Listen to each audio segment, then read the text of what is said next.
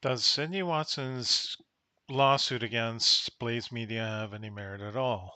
So, a lot of people are thinking, I mean, there's a lot of people believing her um, at face value and saying that there was a lot of inappropriate things done by Elijah Schaefer, maybe some guests, and that Blaze Media is responsible. There are a lot of other people saying that, you know, there's really no case there.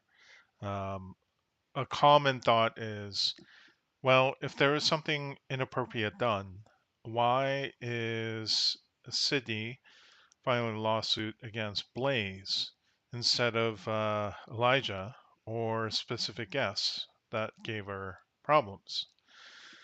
So, in the end, I mean, I think it's all about money.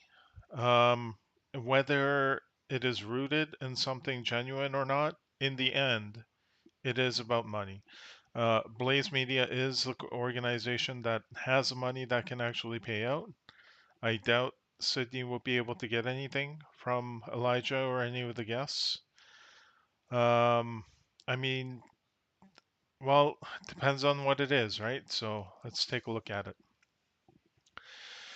All right, so in the United States District Court, Northern District of Texas, Dallas Division, plaintiff Sydney Watson files his complaint against defendant Blaze Media LLC, the Blaze or defendant, and would respectfully show the court as follows. Summary of action. Ms. Watson has suffered injuries and the derailment of her multi-million-dollar career in conservative commentary as a result of her former employer, defendant The Blaze, creating and tolerating a hostile work environment and allowing sexual harassment, retaliation, and discriminating against her on the basis of her sex and religion. The Blaze's conduct was continuing, pervasive, and appalling, particularly in light of the Blaze's representation to its audience of largely conservative Americans that it stood for solid traditional values. The Blaze, founded and run by famous conservative commentator Glenn Beck, told its audience that it protected traditional values and practiced integrity, and this was part of the reason Ms. Watson trusted her career to it.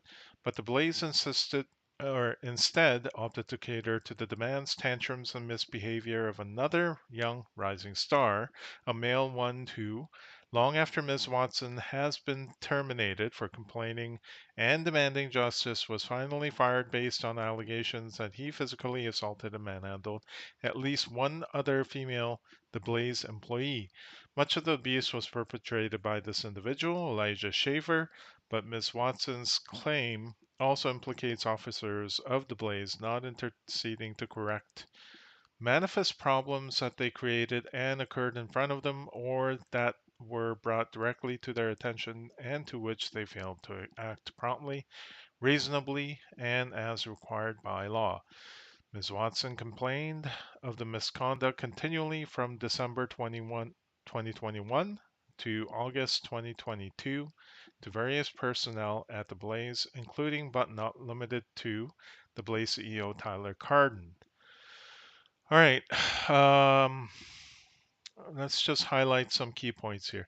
So apparently, Ms. Watson suffered injuries, um, derailment of her multi-million dollar career.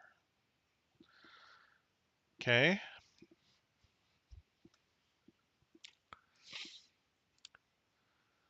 As a result of her former employer defended the Blaze, creating and tolerating a hostile work environment,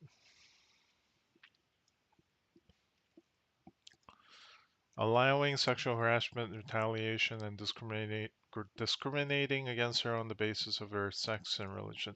Um, okay. I don't know what a religion is. So a couple of things right at the outset. First of all, I don't have a legal background. I don't particularly know have bring any kind of expertise legally into this. I'm just reading this as a lay person. And number two, I only know a little bit of what's happened before regarding Sydney Watson and Elijah. There was at one point the You Are Here podcast. I remember watching their shows, and then all of a sudden they just stopped and wondering what was happening. I think there was a couple of interviews, uh, especially with like I think Blair White.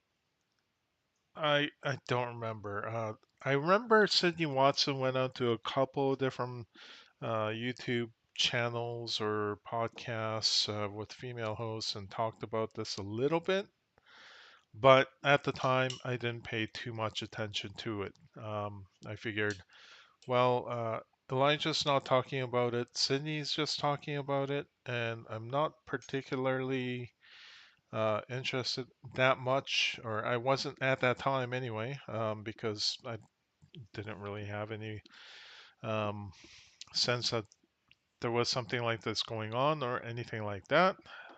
So I didn't pay much attention to it. But uh, all this is to say, I'm just coming in with fresh eyes as a layperson, just kind of looking into the case, right? All right. So, okay. Now, I think the question still stands. Why is she? Why is it legal action against the Blaze and not anyone else?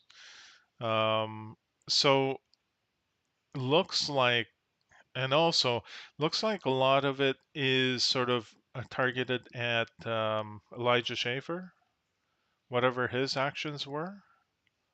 But the lawsuit is against the Blaze. So how is that? Um, anyway, we'll take a look at it. I mean, I guess because Elijah was an employee of the Blaze, like she was at the time. Also, for not interceding to correct the problems that they created. Some of these things are going to be pretty hard to prove. Um, all right, so let's continue. But the Blaze did nothing to address grievous misconduct, abdicating both their legal responsibilities to Miss Watson and their moral responsibilities to Miss Watson as well. I don't know what the moral responsibilities. Okay, so abdicating their legal responsibilities. I'm gonna ignore the moral responsibilities thing. I don't know what that has to do with anything. As of Blaze's own loyal audience to the point that CEO Tyler Garden, who would have protected Miss Watson's rights and the integrity of the program, asked Miss Watson to get Mr. Schaefer to stop talking about Dick so much on the show. The conduct set forth below was based upon Miss Watson's gender and her religious belief and violated both the law. What? Okay, if this is the only thing that's being cited in quotes, like, what does that have to do with anything? If Elijah was talking about dicks, right? Like, okay, if he's talking about dicks, how is that like something against um Cindy Watson? I mean, maybe she didn't like hearing about it, but how is that sort of how is that like harassment against Sydney? And how is that targeted against her specifically? I guess.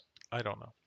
So parties, plaintiff Sydney Watson is an individual residing in Denton County, Texas. The last three digits of her blah blah blah blah blah. Okay. Defendant Blaze Media LLC is a Texas corporation doing business in Irving, Texas. All right. Venue. Venue is proper in the Northern District of Texas in accordance with 28 USC 1391 because Dallas County. Okay. I'm going to ignore the rest of that. Okay, jurisdiction. The court has jurisdiction over this matter in accordance. Okay, that's pretty straightforward. I don't think anybody's um, contesting that. Summary of facts. Okay.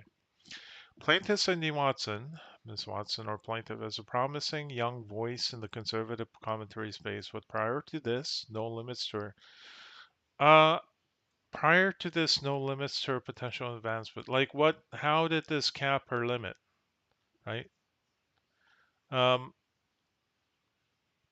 whatever Sydney Watson's potential is, like if I remember this correctly, like her ending the podcast, her leaving the show, really didn't reflect poorly on her specifically because nobody knew why, right? As far as like there was nothing negative said about her or whatever, as far as I could recall. Um, so it doesn't seem like there was any kind of damage at all. Like it would be so hard to prove that there was any kind of damage to her career, like any limitation to her potential from this from her ending the show. Whatever viewers that she had during You Are Here podcast, I mean, she could easily, you know, she easily has now. She has many, many followers, and there is no reason why they wouldn't have carried over, right? The only one who might not have subbed, like who might not be paying attention, is fans of Elijah, maybe. But I don't understand how that caps her limit to her potential advancement or whatever. But anyway, let's continue. After she gained prominence as a YouTuber, the Blaze saw her talent and demonstrated her worth by offering a multi-year agreement that would pay Miss Watson significant amounts. The maximum value of the agreement is approximately 1.275 million, most of which Miss Watson will not be paid because of the Blaze's misconduct. Well, no, I mean, most of it's not being paid because she left the show. If she stayed on the show, I I don't think we have any reasonable like expectation that Blaze would have stopped paying her. So it's really weird. It's like, well, I got I was not paid because I left because I was made to leave by Blaze's misconduct, and that's what like it's a bit of a stretch, bro, right? All right, so okay, number 8. But the pay was only one factor in Ms. Watson choosing the Blaze over other okay, what? All right. 9. The Blaze represented itself as an incubator of talent that helped accelerate the careers of such conservative commentary superstars as Dana Loesch and Tommy Lauren. Okay, incubator of talent. All right, so I don't get this. So she left the show. Now she's saying that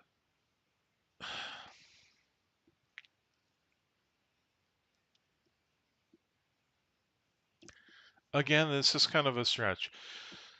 Uh, some inaction by Blaze made her leave the show, and I'm using the word made very loosely here because she left the show, right? It was her action. Like nobody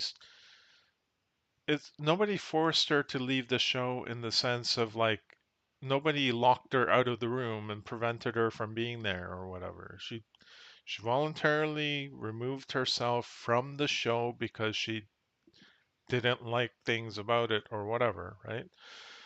But she's saying, well, because you did this, I left the show. And because I left the show, I missed out on having my career accelerated like Dana Loesch and Tommy Larry did. And there's a lot of people commenting on like how this comparison is raises red flags because of how Tommy Lahren released all those videos concerning how like her complaints against men, right? But anyway, I'm just gonna set that aside. I'm just gonna say like, okay, Blaze isn't. It's like the Blaze owed her to accelerate her career, and they haven't done that because she left the show because of something that they failed to do. I don't know. I don't get it. I can't see that going anywhere really. All right. Further, the Blaze represented itself as living the moral value of its talent, including Glenn Beck preached it to its audience. Okay, whatever. Based on upon its representations, Miss Watson expected to be part of an environment that would allow her to grow and develop, but that would also treat her and others with respect and dignity. Sadly, that did not happen. And others, how does that matter? Like, why would the treatment of others have any bearing on her lawsuit against Blaze, right? If there are others that receive damages from whatever Blaze failed to do or did, I mean, they have the right to file a lawsuit against Blaze themselves and try to get damages. So I don't understand why she's bringing other people into this lawsuit. But anyway, also an environment that would allow her to grow and develop. Look, again, I don't know why. I don't know how that has anything to do with anything. Like, what what did the Blaze owe her? It wasn't that, right? It's not like when Sydney and Blaze initially sat down and hammered out their contracts. Blaze would have had an item that said, uh, as part of this contract, uh, we commit to providing an environment that would allow her to grow and develop. I mean, that doesn't even okay. Like, why would they have stopped her from doing that? That doesn't make any sense at all. Like, it's not even that you know, they committed to ensuring that she has an outcome of having grown and developed in her career, right? So it's not even like fixed to an outcome. It's like an environment that would allow her, right? How did they disallow her? Anyway, Miss Watson was to co-host a show with Elijah Schaefer. Miss Watson and Mr. Schaefer began production of You Are Here on YAH. YAH was an internet-based interview show centering on politics and culture that streamed on the Blaze and that was supported by subscriptions. It was not to be sexually explicit show, nor was it intended to be actively misogynistic. Not to be. Okay, I'm having a little bit of trouble with that part, right? Not to be. Nor was it intended to be. Well, I mean, what does that mean? I mean, maybe they kind of had a show where it's like, hey, you guys can do whatever you want, right? And then just make sure that it's, make sure everything's legal and like it's not gonna like end up reflecting badly on the organization. I don't know. Like, what what's the factual basis? What I want to know is what's the actual wording in the contract of the show or of our terms of employment, where there were limitations set on the show regarding sexual explicitness or misogyny. Also, I don't think anybody is being actively misogynistic, as like nobody would characterize that, right? So this is like an interpretation. It's an interpretation that really doesn't have any bearing on the fact of the matter. So I don't understand. It's kind of a mess, to be honest.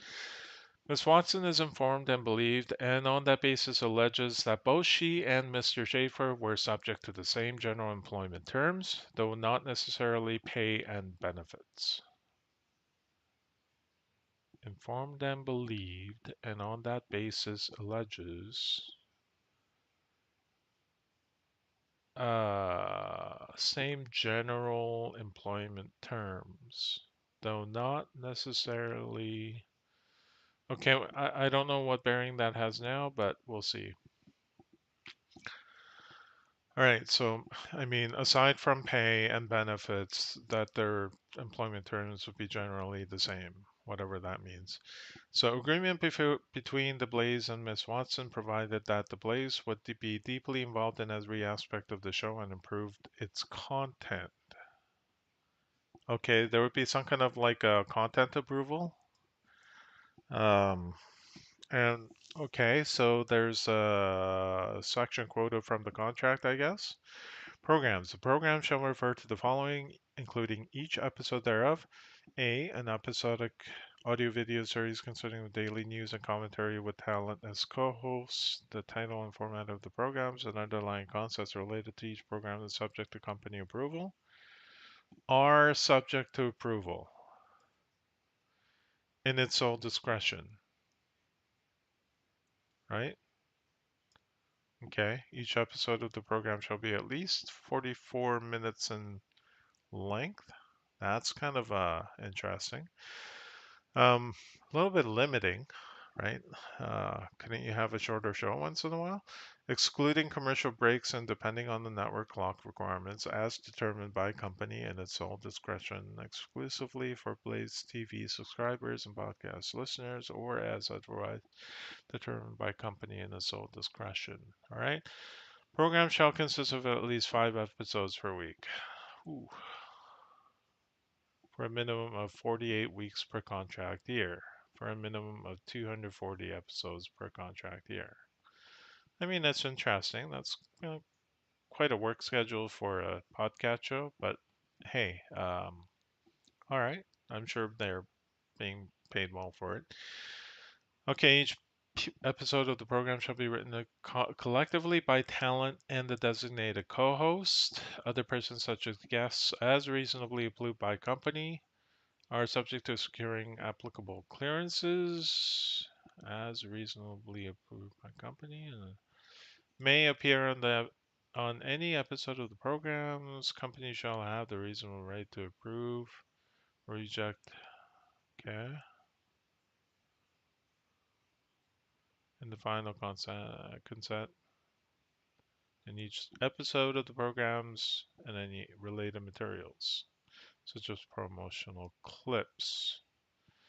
Production of programs. Company shall produce, including via any third party production company, the program at company's sole cost and expense, and agrees to use reasonable effects to expediently designate a producer for the programs to be approved by talent, such approval not to be unreasonably withheld, though talent and company agree that such producer may also work on company projects or initiatives other than the program, so long as said work does not materially interfere with producers' ability to effectively produce talent's programs. The programs are expected to be found in the greater Dallas, Texas metropolitan area. However, some episodes of the programs may be found in other locations as and when mutually agreed by talent and company.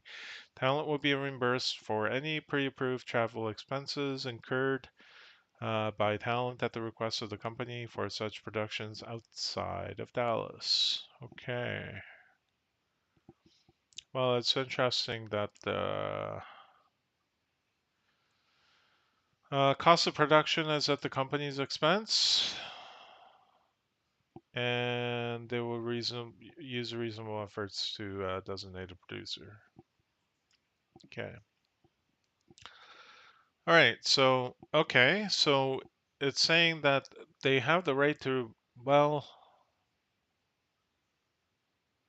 no, that's not really what. Okay, their interpretation and the text of the contract doesn't match. that the Blaze would be deeply involved in every aspect of the show and improved its would, right? That's not how these things work. Uh, like Blaze would give themselves a right to reject content, but they would not commit themselves to micromanage each and everything. Um, because that would, like, why would a company do that? And the words kind of bear that out. So each program are subject to company's approval in its sole discretion, meaning that, they can reject things, right?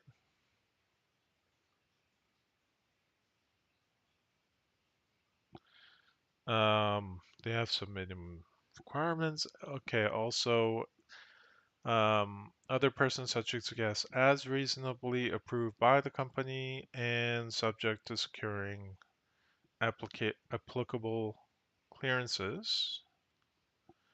Reasonable right to approve or reject each episode and the final content.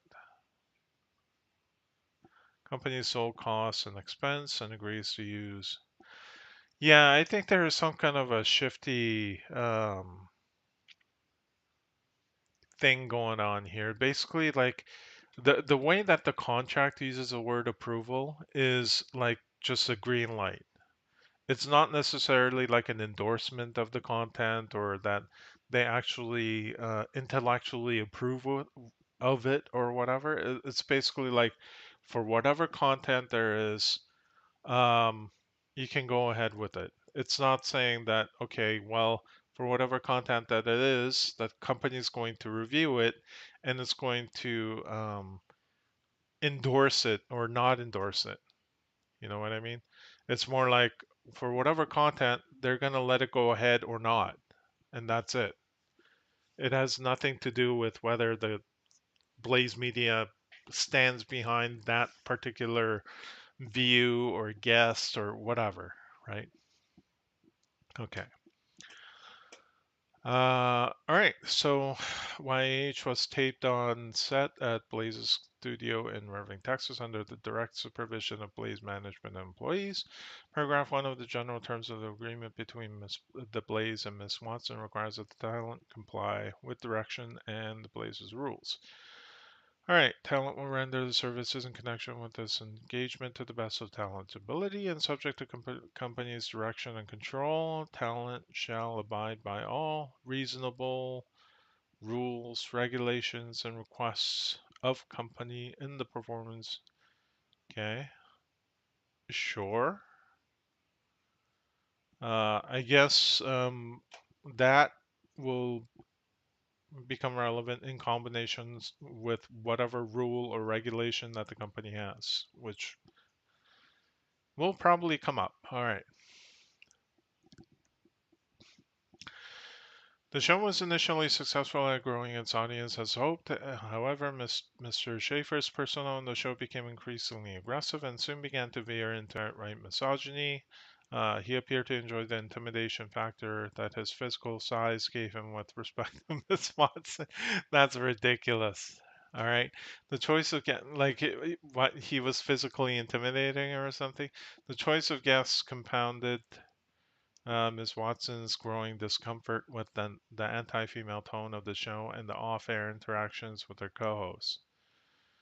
Okay, so what is she finding fault here? Mr. Schaefer's persona that she perceived to be aggressive, and perceived to be misogyny, right?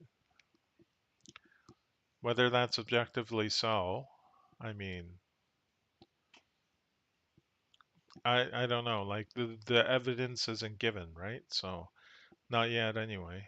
Um, appeared to enjoy the he appeared to enjoy the intimidate. Look, you can't you can't make claims that are mind reading claims. Like, okay, well, he appeared to enjoy this, or he appeared to like what what is this? This is just silly. This is nonsense. He appeared to enjoy the intimidation fact. So she's saying that Elijah appeared to enjoy physically intimidating her with his size. Anti-female tone. Evidence, including offer interactions. Evidence. December 3rd, 2021, Notorious Bigot, Notorious Bigot. Nick Fuentes appeared on YAH. He was grossly misogynistic, and how so? And most troubling was how this appeared to be condoned by Mr. Schaefer. Okay. It was about this time that the environment of the production became notably more hostile, not merely to Miss Watson, but to many of the women at the Blaze. The environment on the product. Who? What is she talking about? What does environment include? Does it include Schaefer and the producer or something? Who's the producer? Like who's and the crew? Like who is part of the environment? I don't understand. Um, condoned by like what? That's confusing. Okay, so Nick Fuentes, if you don't like him, I understand. But what does that have to do? What bearing does that have on Elijah? Like, it looks like she expected Elijah to not condone whatever that means. Is that like, does that mean kick him off the show or not allow him to speak? He was on there as a host. And often show hosts invite guests that they disagree with, right? Um, Even if it means, just to expose them or whatever. Even hosts that don't agree with a guest, they will sometimes do that. Like, I don't understand what the. Anyway, December 17, 2021, Jack Murphy appeared on YAH. Okay, so, all right. Ms. Watson found Murphy grossly misogynistic and he shouted, okay, how was that? I don't, okay. He shouted at Miss Watson when she read a YouTube live stream super chat question from a viewer regarding his controversial past. Miss Watson had no prior knowledge of this past when she innocently read the viewer's question. That's fine. And you know what? Jack Murphy got a lot of blowback from that, right? Everybody, and that is fine. Uh, there's no, as a host, they took on Jack Murphy. This happened, and then whatever happened happened. Um, sure, Jack Murphy yelled at Cindy Watson, and everybody came down hard on Jack Murphy on that, right? I don't know what more she expected. After Murphy swore at Miss Watson and stormed out of the studio, Mr. Schaefer went out for dinner and drinks with Murphy to smooth it over.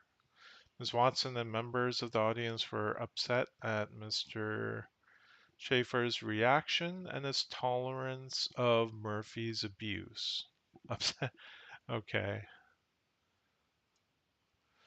Look, you can't demand that Elijah does or doesn't do things, right? You can't demand that Elijah not have any contact with Murphy at all. Um, And what else was like? She can't have a reasonable expectation to control Elijah's behavior just by the mere fact that she's on the show. It's not an obligation of Elijah that he will act a certain way towards anyone according to Sydney's expectations. That's just ridiculous. Okay. Mr. Schaefer told Miss Watson that he refused to control Murphy because Miss Watson was a woman and stated if he demanded his guest stop his abuse, Miss Watson would have looked weaker. Ironically, well, actually, that's true. Ironically, Miss Watson reluctantly defended Mr. Schaefer later over the blowback. Mr. Schaefer later tweeted about the incident, embarrassing. How? Where's the tweet? Let's see it. Um, and well, yeah, like there's no you can see how a man can reasonably think that, right? Like a man may refrain from white knighting for a woman co-host, just like he would with a male co-host, because to do so would it's like a bigotry of low expectations, right? If he kind of jumps in there, it's like saying, well, you can't really take care of yourself, so I'm going to jump in and do it for you. You can I mean, maybe that's not, maybe you agree with it or not agree with it, but you can see how that's like a reasonable point of view. When YH returned from its break in early January 2022, Mr. Schaefer unilaterally booked several additional guests with particularly contemptible and sexist opinions towards women. Who are they? Typically without consulting Miss Watson or letting her know the extent of these opinions. It became clear to Miss Watson that on each of these episodes she was to be designated punching bag. I All right. That's her opinion, right? Became clear to Miss Watson that she was to become the designated punching bag.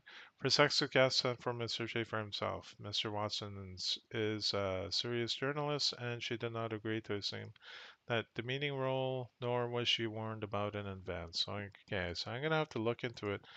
I'm wondering who they are. You are here.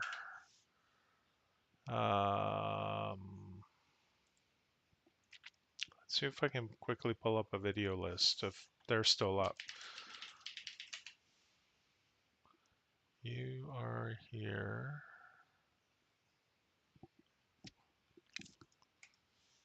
Elijah Sydney. I don't know if that's still up. Might not be on YouTube. How about Blaze? Blaze Media. Podcasts. Okay, report.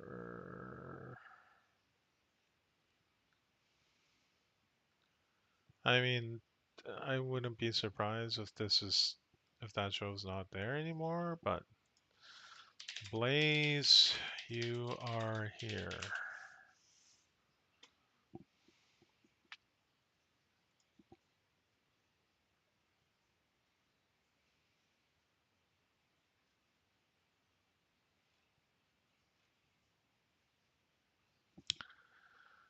Okay.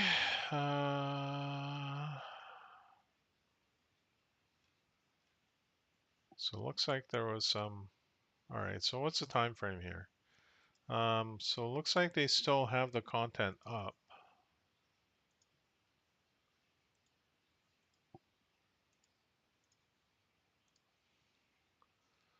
Okay, January 2022. So the punching bag thing happened after January 2022, supposedly. All right. So January, October, January 6th, January 14th. Then January 20th.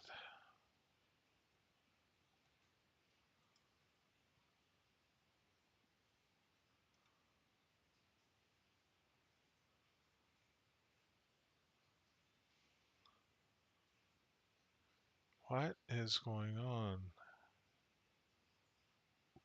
All right, so are these just blogs and not videos?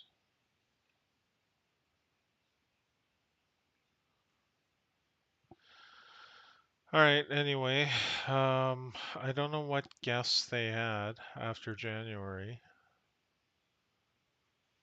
I mean, it doesn't look like there were any shows at all after January, so. Became clear to Miss Watson that each one of these episodes she was to be punched. Okay, so it probably didn't happen. Miss Watson is a serious journalist, and she did not agree to assume that demeaning role, nor was she warned about it in advance. Okay, so right. Um, According to the contract, like the talent would approve the show jointly. Basically, Elijah booked some people subject to Miss Watson's approval. She did not approve of them, and the shows were canceled. So she exercised her sort of like role of being able to say no, these guests are not coming on. So what what's the problem? And by the way, uh, these characteristics are completely ridiculous. Like, um, they were meant to be, these guests were misogynistic, and they were meant to have her as a punching bag. Like, if she identifies who they are, this could actually be um a matter of like she could be basically like, I don't know. Like they might have a case against her for defamation or libel or whatever. Like, okay. Anyway, the idea behind YH was never that it was to be a forum for the humiliation and abuse of female co-hosts. Look, that's ridiculous. I didn't see anything like that as being something that's intentionally, like this is something that she felt, right? It's not what was objectively happening. Nobody watching the YAH shows picked up objectively that this was happening and by design. As a male host smirked and egged on this appalling behavior, it should be noted that a significant part of Mr. Schaefer's audience calls itself traditional, but actual traditional values have nothing to do with abuse and contempt. This has nothing to do with anything. The traditional values thing. This portion of because nowhere in the contract did it say like the Blaze Media demands that all content be traditional, and which includes blah blah blah blah blah. All right, number 28. This portion of Mr. Schaefer's audience, which he cultivates, simply uses the idea of tradition to cover for its extreme misogyny. Okay, well, now she's just throwing the audience under the bus, which is never a good thing. Such viewers often flooded wide discussions with super chats with grossly sexist comments, as well as anti-Jewish. Come on, bro. That made Ms. Watson extremely uncomfortable and prevented her from performing her duties as she would. Look, it's internet being internet. Most of the time, like they don't even mean what they say on the chats anyway, regardless of what they're saying. And this is in general, not talking about sexist or anti-Jewish commentary or whatever, but most of the time, just chat says stuff. It's almost like teenagers writing ridiculous things as like as graffiti, just saying stuff for the sake of saying stuff and trying to get people's reactions or whatever. Like, and you can't. How do you have such thin skin that you you kind of take all that seriously? And how do you seriously hoist all that on the Blaze or Elijah for them to control? They're not meant to control the chat. Anyway, so basically she's saying, well, the Blaze or Elijah didn't censor the chat people enough. Ridiculous. No matter how many times she asked Mr. Schaefer to address the issue and end the hostile atmosphere of harassment, which she did repeatedly, he would not. Evidence? And also, how would he? It became a running gag for Mr. Schaefer and his audience that some of Mr. Schaefer's fans would leave super chat comments with coded dog whistles. Like what? Um, that reference grossly misogynistic or anti-Semitic comments. For Miss Watson to read with her not knowing what they meant. Well, why does she read them? Like, she could have just not read them or gotten Elijah to read them. Mr. Schaefer encouraged this humiliation of Miss Watson, even though he was aware of how much she hated it and protested it. She complained to the manager of the Blaze about it to no avail. Mr. Schaefer would also consistently make disrespectful comments about the fact that Miss Watson is an atheist. Um, like what? Uh, this would encourage the audience to attack her, something she must still put up with today, and that did not happen before Mr. Schaefer made it an issue. I hope this goes to. I hope this lawsuit actually plays out and that they don't settle, because I would like to see the evidence. That would be just pure gold, right? So. Probably nothing in the Blaze's interests or even Elijah's or Sydney's, but well, what Elijah wants to do has nothing to do with it. This is between Blaze and Sydney. It's probably not in the interest of either one to actually push this through all the way, but hey, I would love to see it. I'd love to see what they bring. I'd like to see what evidence she has. Because while I was watching You Are Here podcast, I didn't see any of this. So much of the conduct that created the hostile work environment was an explicitly sexual nature. Mr. Schaefer would endlessly reference sex, uh, often specifically gay sex, so, and discuss penises among other sexual matter. Okay, I I don't remember that particularly, but okay, sure. Um, Even so, like, what does that matter? Often graphically in front of guests and Miss Watson. CEO. So she's basically complaining that he didn't censor himself enough in terms of sexual subject matter, which is, again, just ridiculous. CEO Tyler Carden even asked Miss Watson to get Mr. Schaefer to stop talking about dick so much. She told Mr. That didn't even make sense. Why would he tell Sydney that about Elijah other than as just joking around? Like, if this was actually something that he wanted Elijah to stop doing, he would have just talked to Elijah about it, not go through Sydney. She told Mr. Gordon that if he wanted it to stop, he must talk to Mr. Schaefer. Okay, yeah, exactly.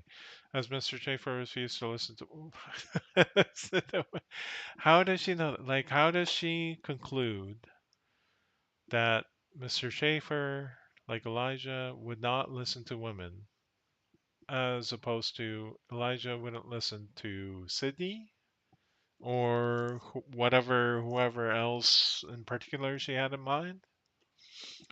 Something Mr. Schaefer proudly admits. Okay, let's take a look.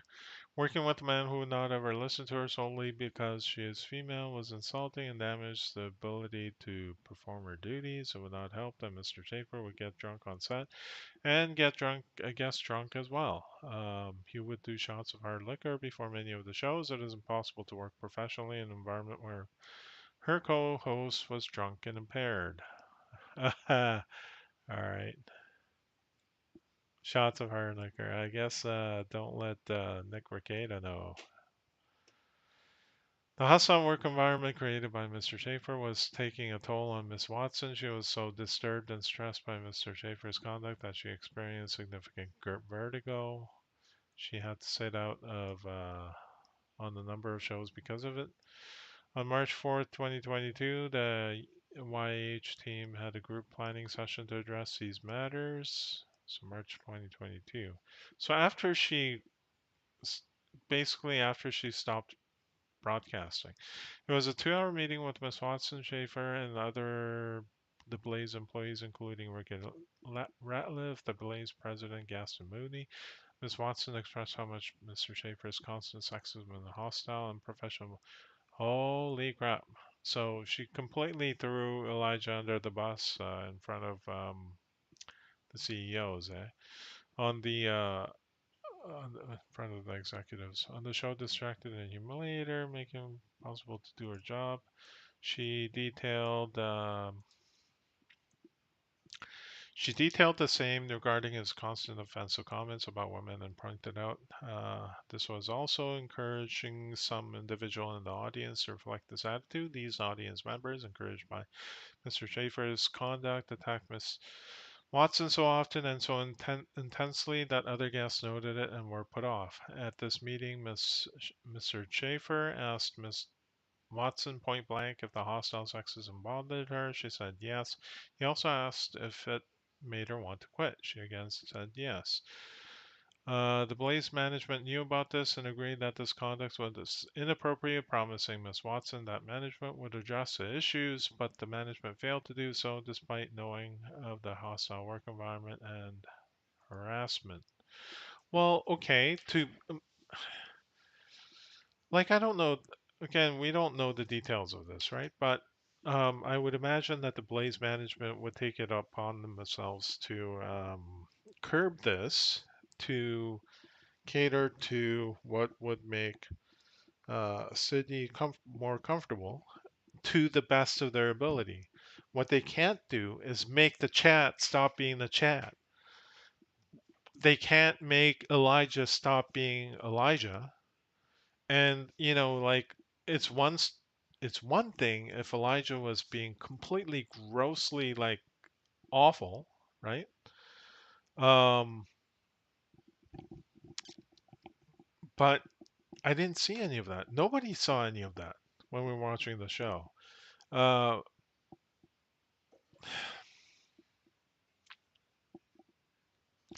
like his behavior was at most what some people would call edgy or something, or things like that. Like it wasn't.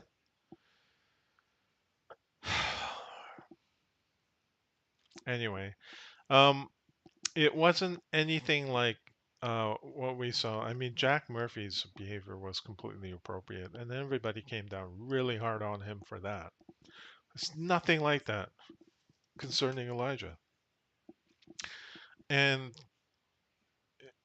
it almost seems like she was blaming Elijah for guests like Jack Murphy, but that's also ridiculous. They're their own people.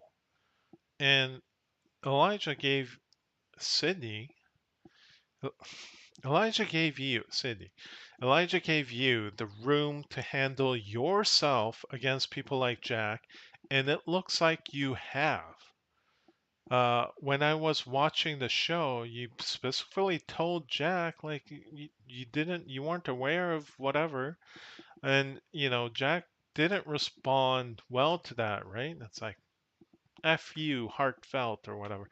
But that's Jack. That's Jack. And he was judged by the audience, and he was judged harshly, which was appropriate. Anyway, after a tantrum in which Mr. Schaefer refused to participate in production meetings until his demands were met, Mr. Schaefer told Miss Watson that he would not be helping select guests any longer because Miss Watson shot down his suggestions. In reality, Miss Watson had merely asked him again to stop unilaterally booking misogynistic and abusive people without discussing it with her. Look, how are you supposed to? Okay, so when you're trying to book people organically, you kind of make connections. You're like, hey, you want to come on the show? Maybe you say something like, like, we have to kind of clear it with the rest of the team or whatever, or with Blaze. But if they're okay with it, do you want to come on the show? Would that be like booking someone? In a sense, I guess. But in a sense, not because it's subject to your approval as outlined in your contract and as outlined, like subject to Blaze's approval, as outlined in the contract. So It is sort of like tentative booking, right? That's what we would call it. We book you tentatively, subject to approval of X and Y who are not present right now, but they will have their say. That is how things go. Um, all right, so she didn't like any of that. So he stopped booking them. Or like I guess like Elijah said, all right, well, I'm not gonna pick the guest because uh you keep getting upset at it, right? You're perceiving this as like unilaterally, like we're not gonna start booking people by committee or whatever. But if you want to book the guests. But she didn't like that, I guess. So okay, aside from whatever he did before, once he started doing that, he would not be helping selecting guests any longer. So basically, he gave you full control over what guests you would have. So how did that not how did that prevent you from having the guests that you would approve of? It looks like it put 100% of the approval in your court, aside from the portion where the Blaze gets to approve it or not, right? At this point, Mr. Schaefer refused to participate in daily show planning and refused to book guests. This increased the burden. Oh my God, increase the burden. Look, you have a show once a day, for like a total of like 200 something shows per year, and you can book them. You wanted to pick who wanted, like you had a strong opinion of who you wanted on the show or not, and it was fully up to you at that point. So you could have, like, this is no different if you had your own show. Let's say we call this the Sydney Watson Show, right? Just like you have now. And you have a full responsibility of who comes on the show or not. And why is this such a great burden on you, right? Why isn't this an opportunity? It's more like, hey, look, the You Are Here podcast, this is basically being run by Sydney Watson. It becomes like your thing. Like, it's arguably anybody else would have seen this as an increased opportunity rather than a burden, right? So you wanted Elijah to do the work, except in a way that you would approve of it, because otherwise you would shoot it down or whatever, right? It's ridiculous. Miss Watson informed the Blaze management, which did I wouldn't do anything too. If I was a Blaze, I'd be like, well, he's leaving it up to you. He tried to book people and you didn't like it, so he's giving you full control. You don't want the responsibility, right? Ms. Watson was subjected to public disparagement by Mr. Schaefer on a grossly sexual nature because this is an internet-based show. Social media interaction by Mr. Schaefer was a component of his participation on the show. He used social media in the context of the show to harass Ms. Watson. Evidence. Also, um, I know Cindy is about to basically start a regular show arrangement with Jeremy at the quartering. And I know for a fact that Jeremy has a sense of humor. That's uh, he said a lot of things in the past, not just to Sydney, but other female guests as well. Um, that are like joking banter, and I would that is sexual in nature. I saw nothing wrong with that, but I can 100% see Sydney getting super offended, and I, if I was Jeremy, I would completely watch out of what Sydney's gonna do. For example, on April 7th, 2022, Mr. Schaefer tweeted in response to a tweet by conservative media personality and former government official Dr. Seb Gorka that he hopes Miss Watson saw that Dr. Gorka had tweeted and sleeps with him. This graceful comment in the context of a well-known and respected member of the conservative community and one who himself is happily married to an accomplished woman was devastating to really. That was devastating. Seb Gorka. Okay, I don't know of this tweet. Let's see if we can find it. Twitter, Seb Gorka, Elijah sleeps. I wouldn't be surprised if this was removed, but let's see.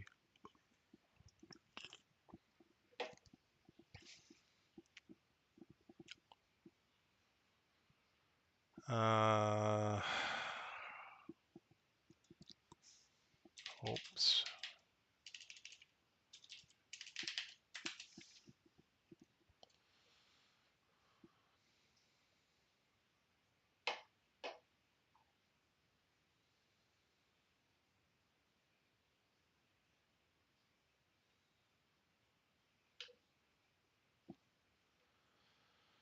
All right. What is this? What's Sebastian Gorka? Sebastian Gorka. Problems with women. Sebastian Gorka in America First. She surprised him on an airplane. What is this? Okay, that's not anything related to Seb Gorka.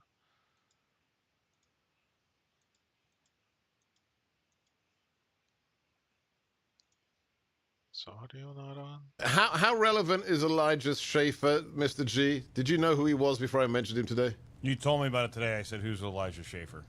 You actually, the pre-production meeting said, who is he? And I Why pay didn't you attention to a just lot sit of this there like a media. coward Oh, when a yeah, man he cuts does. out a woman in front Podcasts, of social him? media, you know it. And then, you know what he did next? I just want the Blaze to respond to this. Okay, so This it is what looks he like tweeted Sebastian out Gorka this was morning. critical of Elijah not speaking up when At 5 a.m. probably, Dude, get a life. presumably, Jack Murphy was I hope Sydney cussing out Watson sees Sydney. your tweet. This fake, not a real Ukraine, can't find any. I don't get it. This is what he tweeted out. What was his response? Elijah Schaefer for his marriage to allow his wife to have sex with strange who did nothing. I am not going to talk. Old guy, Oh, it's because this about is that. Okay. the Schaefer didn't met him once. And Zerlin, to that. Try to follow the. This is what he tweeted out this morning. At 5 a.m. Dude, get a Oh, life. there it is. Okay. So Sebastian Gorka said, I bet he wouldn't just sit there like a coward when a man cussed out a woman in front of him, eh, Elijah?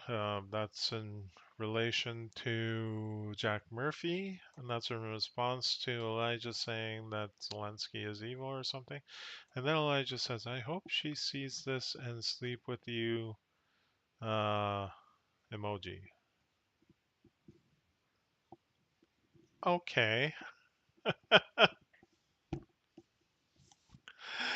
Look, this is not this tweet is not a dig on Sydney at all.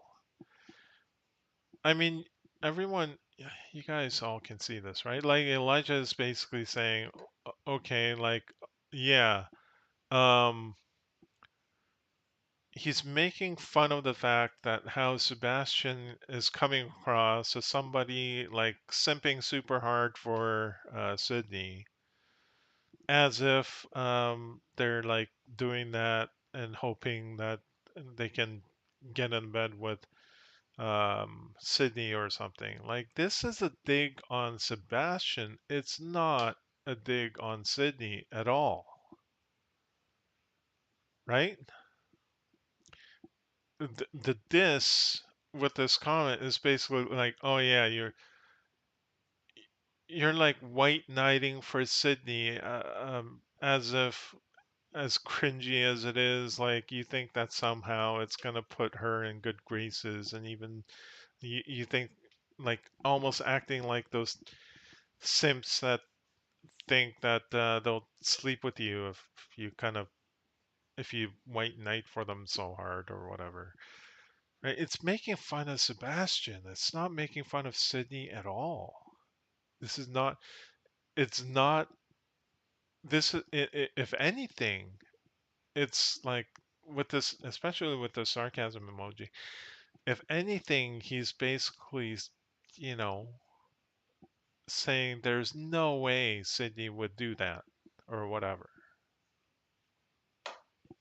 Nonsense. Okay. And that was somehow devastating to Miss Watson or to Sydney. Like, okay. Sorry, I can't take that seriously. Dr. Gorka's tweet was referring to the situation where Mr. Schaefer sat silently and said nothing while Jack Murphy shouted abuse at her during the show. This was too much. Okay, yeah, he was talking about that. Unable to perform her duties within the... Okay, so I guess she's moving on already. But you know what? He was referring to that situation, and Elijah was is. Let's go back to this comment.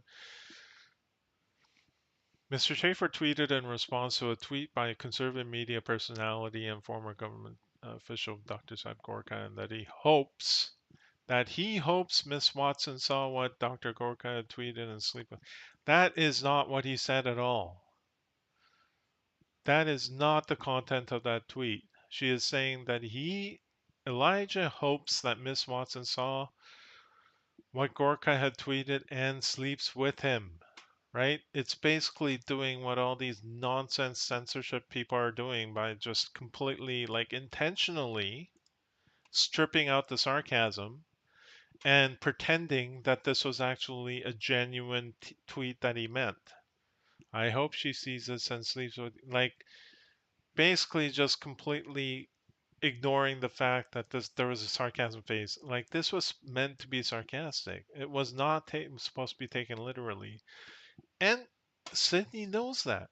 She is intentionally, oh my god. I can't fucking I can't even click on the right thing because I'm just pissed off that she's doing this. So she is intentionally stripping out the sarcastic content and saying that Elijah really meant that. Nonsense. I don't know how I can continue reading this without that characterizing everything else that's going to be saying. This is completely disingenuous, right? So anyway, I'll try. Dr. Corca's tweet was referring to, okay, I already read that. Unable to perform her duties. I already read that. Mr. Schaefer texted Ms. Watson an apology some days later, but then did not delete his appalling tweet. Why should he? It was not a dig at you. The offending tweets were still accessible as of the time of Miss Watson's administrative complaint. Why should he? Why should he self censor when he did nothing wrong in regard to you? It was a dig at Seb Gorka, not you. The Blaze management was fully aware that they had a problem with Mr. Schaefer, but he was not their star. I can't take that seriously. Hearsay? You don't speak for the Blaze. He was abusive and sexist to other women at Miss. Okay, what does that have to do with anything? Miss Watson is informed and believes that other women also complained to Miss. Okay, let me clarify. What does that have to do with anything in this case? Because this is Watson v. Blaze.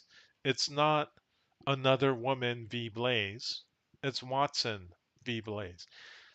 What does other women, what does hearsay of other women have to do with Sydney's case against the Blaze?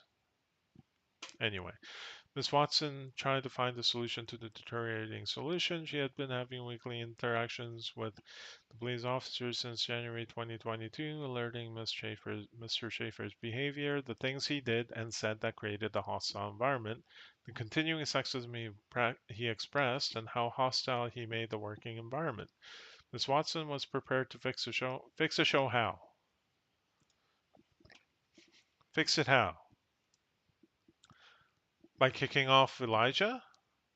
But it became clear management considered Mr. Schaefer his primary asset, and that, yeah, actually, earlier when I was reading the contract, and it could be interpreted that the talent meant Elijah and the co-host meant you.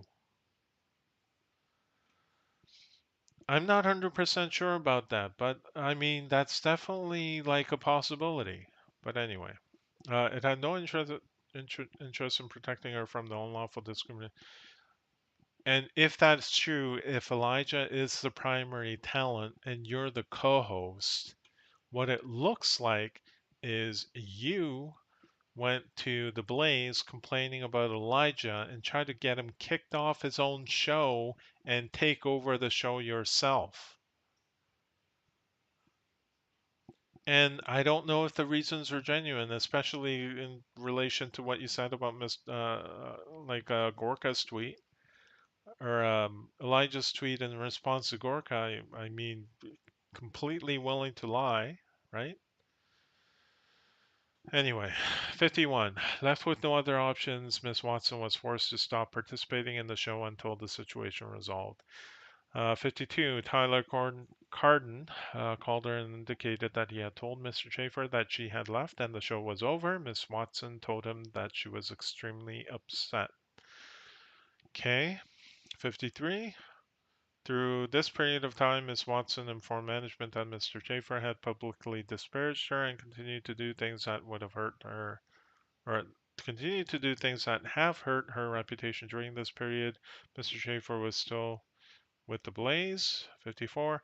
A few weeks later, Miss Watson asked management if she could address what was going on with the audience. Many members of the audience were loyal and decent, and Miss Watson felt an obligation to them, especially since they had paid money to subscribe to the Blaze in order to watch YAH. Mr. Carden reminded her that she was contractually obligated to ask permission before making a public statement. The Blaze asked that she email its management before she went public with the workshop to version of the announcement, and Miss Watson did that. She cooperated in coordinating message. Okay, so what the fuck's the problem with it? In May 2022, the Blaze finally made a community post on YH's YouTube channel telling people that the show was on hiatus. The Blaze was not once had not once said a single thing about this show. I can't even read properly now. Oh, this gets me mad. About what happened or address what would happen going forward. All right.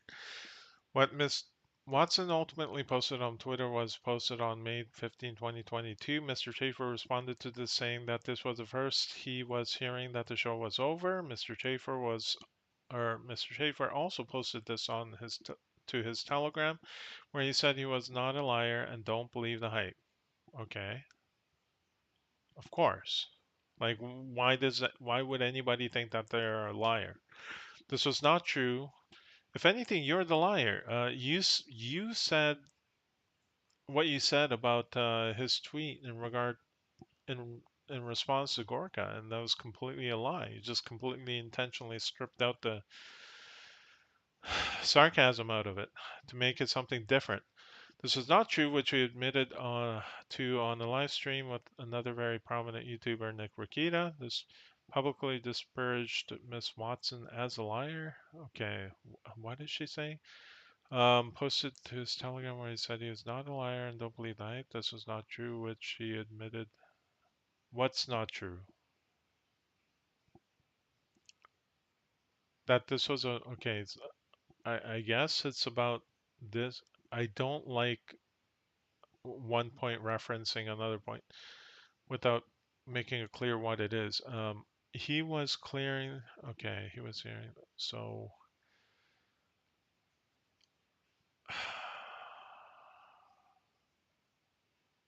on Telegram, he said that he's not a liar. Don't believe the hype.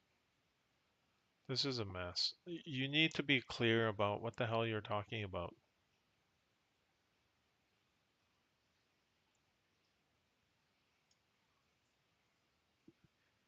in the best interpretation I can give to Sydney, which she does not deserve at this point. Um, apparently, so Elijah said that he wasn't aware that the show ended before Sydney tweeted about it. He tweeted this also, or he posted this also on Telegram, but Sydney's saying this is not true. He knew about it before Sydney tweeted about it. And Elijah admitted this on Nick Rikita's live stream. Anyway, Mr. Schaefer also then went to his Twitter and posted a series of bizarre tweets about the situation, such as I haven't played a single card, I just got professionally dumped by text, lol, and so forth. Okay. Which could all be true. There was more disparagement by Mr. Schaefer while he was still with the Blaze. Okay. More dis You haven't established that was disparagement in the first place, so I can't consider that more disparagement. This is the problem with people that um, mistake their perception of things as things themselves, right? Their subjective take as objective reality. Stop that.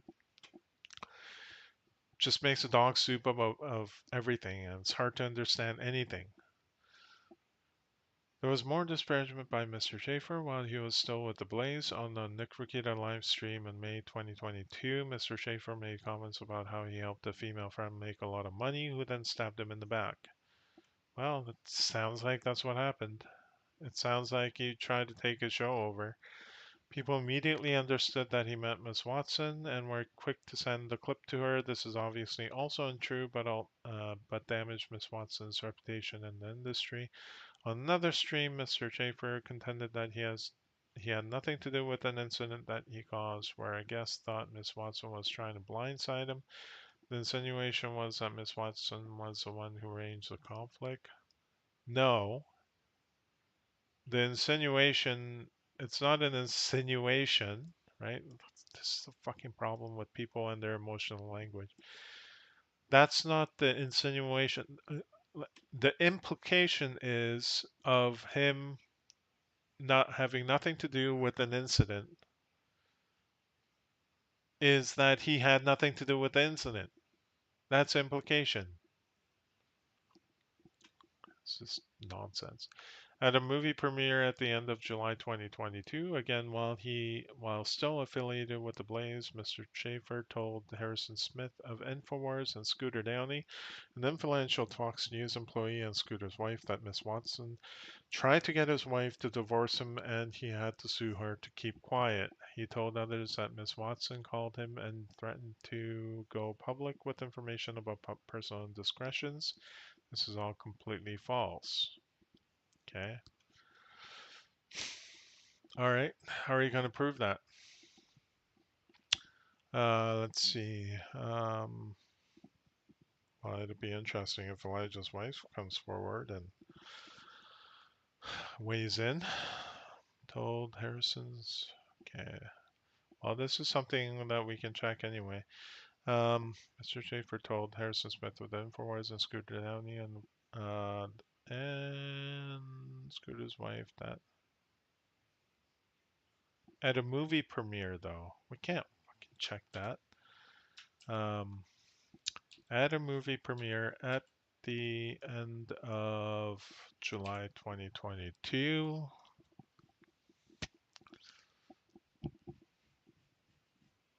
Okay. Does anybody have any evidence about any of this other than Sydney's untrustworthy hearsay? Mr. Schaefer has also told several people that Miss Watson had made passes at him and tried to hit on him on more than one occasion. This is also false.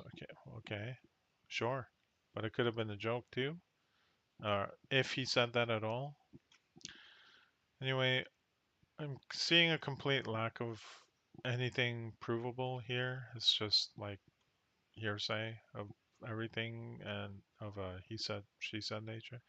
The Blaze constructively terminated Ms. Watson in the spring of 2022, or alternatively actively terminated her in or about July 2022 after she complained through counsel about Mr.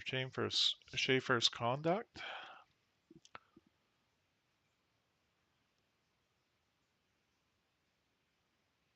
Okay, so all right, whatever. On or about September 24th, 2022, the Blaze announced on Twitter that Schaefer had been terminated for violating company policies and standards after an investigation regarding a personal matter. Ms. Watson is informed and believes that the alleged wrongdoing was Mr. Schaefer physically harassing one or more female. First of all, how, what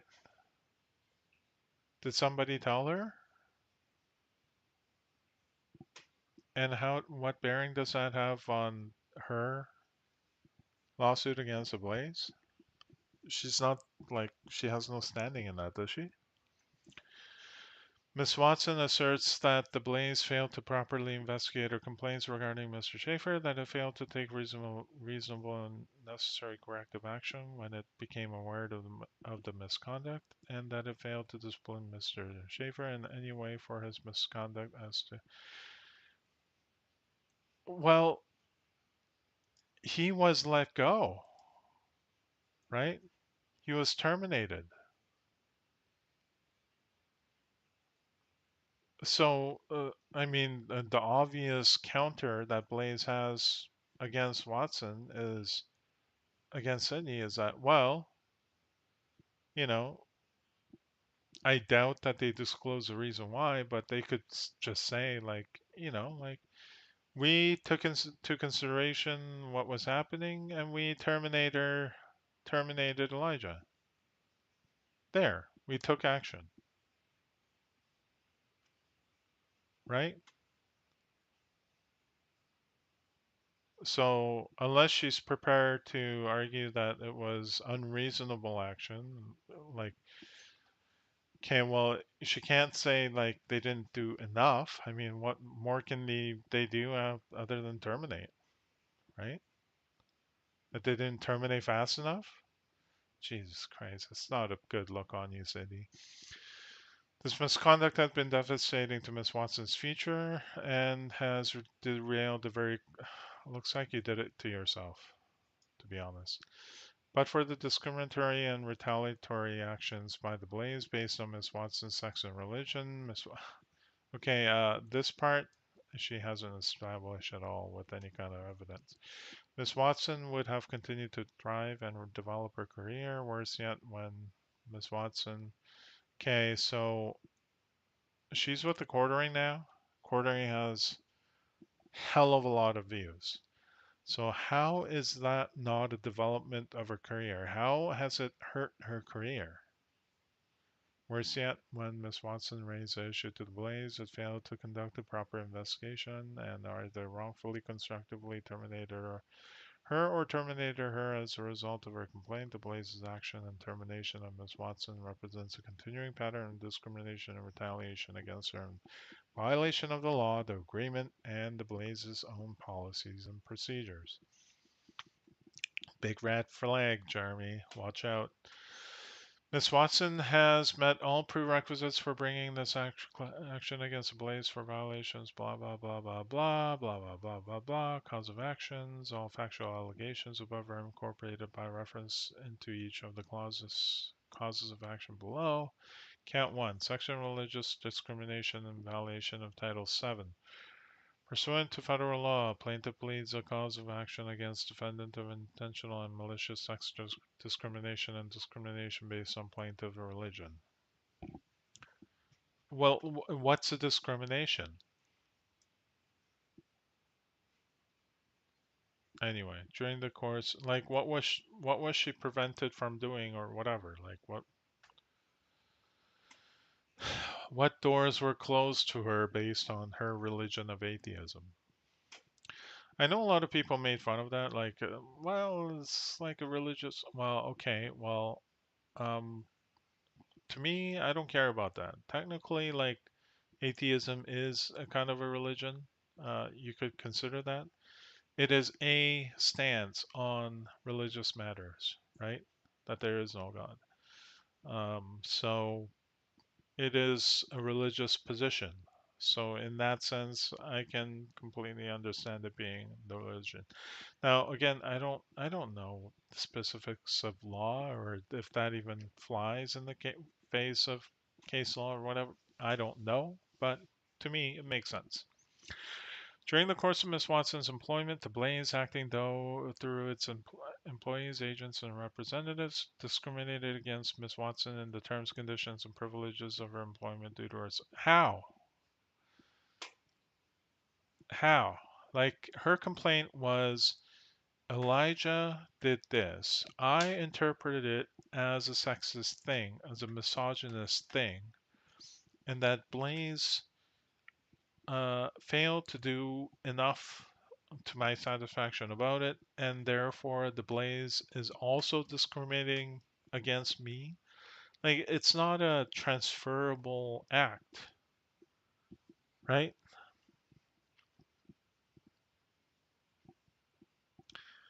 It's not a transferable act. Anyway, it just doesn't work. Like, Bob punched me, and Steve failed to do anything about Bob punching me, therefore Steve punched me. Like, it doesn't make any sense. Anyway, 73. During the course of Ms. Watson's employment, the Blaze, acting through its employees, agents, and representatives, discriminated against Ms. Watson in the terms, conditions, and privileges of her employment due to her religion. Again, same thing. This discrimination was knowing, intentional, and occurred with malice. Oh my God, that's a high bar. Or with reckless indifference to the rights of plaintiff. That's a high bar. I have no idea how she's going to prove that against the Blaze. As a proximate result of defendant's conduct, Ms. Watson is entitled to all remedies under 42 U.S.C. 2000E, including without limitation, compensatory damages, exemplary damages, costs, attorney's fees, for all of which she hereby sues. Compensatory damages does mean like this compensation for the harm done to her.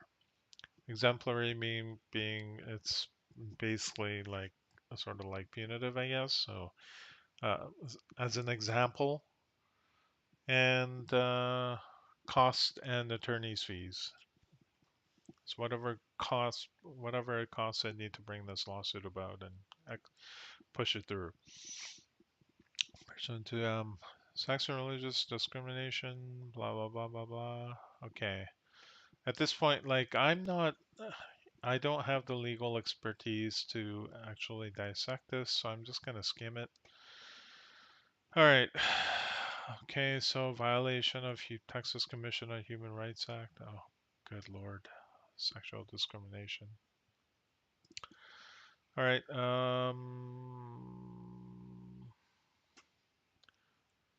Another thing relating to her sex due to her religion. Wrongful constructive termination. Wrongful termination. Uh, okay. Wrongful termination.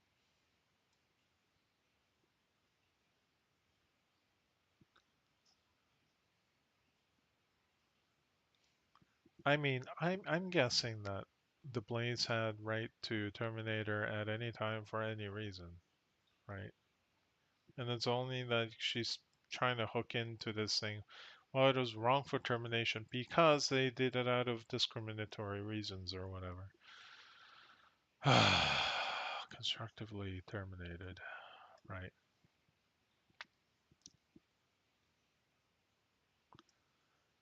Basically, not actively terminated her, but created the conditions that made her quit or whatever. It's It's just stupid. Due to her gender and religion. Okay.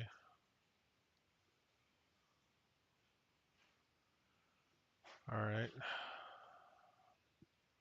Complaints regarding sexual harassment, blah, blah, blah.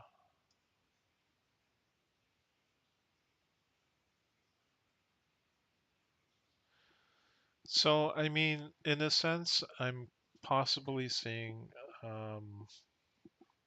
it's possible that the lawsuit brought forth is not actually the way that Sydney initially constructed it, presented to her attorney. It could be that the attorney advised her that this is the best way to go forward, as in it has the highest chance of success if we frame it this way. But um, listen, it just looks completely ridiculous. I think it's long term.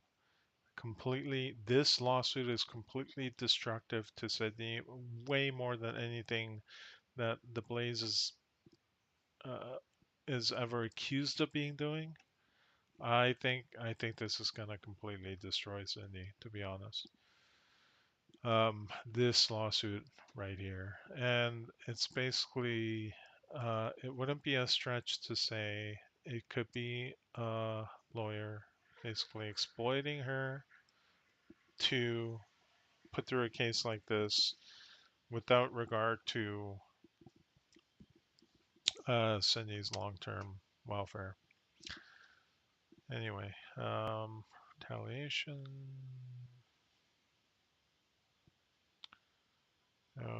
Okay, retaliation in violation of 21.055 TCHRA, Texas Commission of Human Rights Act. All right, violation of our human rights. Sure. Conduct prohibited by TCHRA.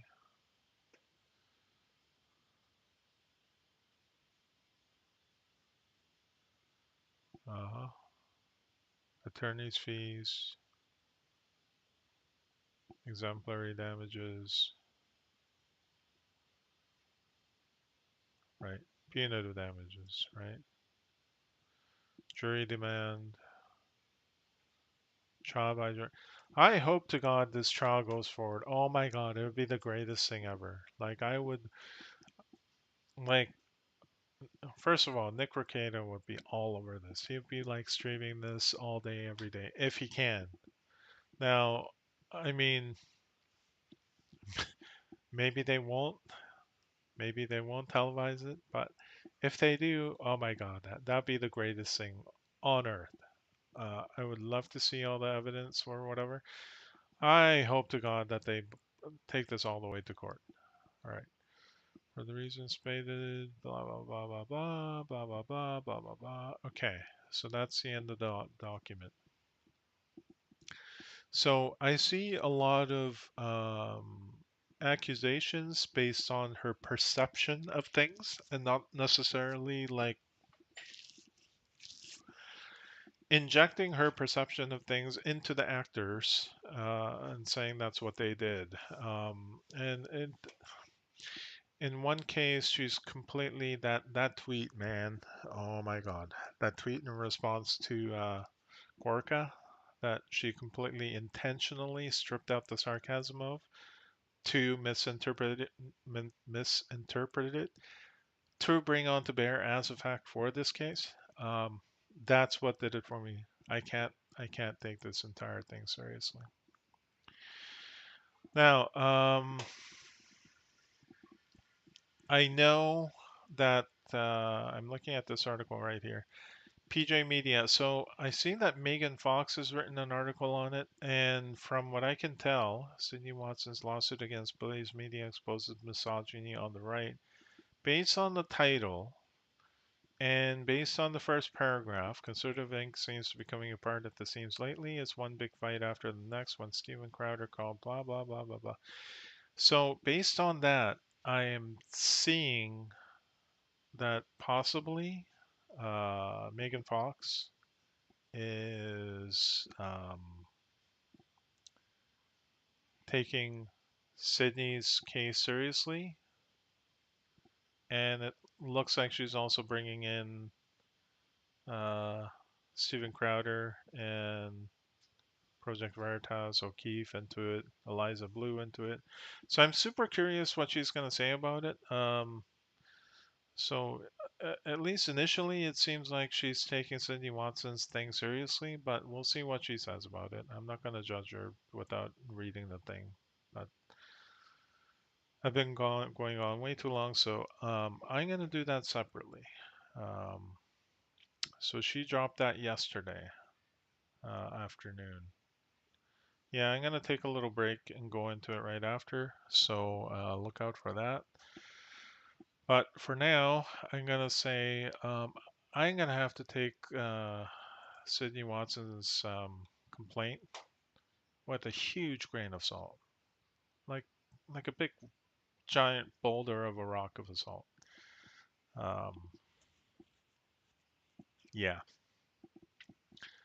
and like I'm just gonna pray to Jesus that this goes to court in front of a jury and that it's televised, because it would be like the best thing on earth, right? Let's all hope that would be highly entertaining. All right, well, uh, thanks for tuning in, and I'll hit you up with a reading of Megan Fox's article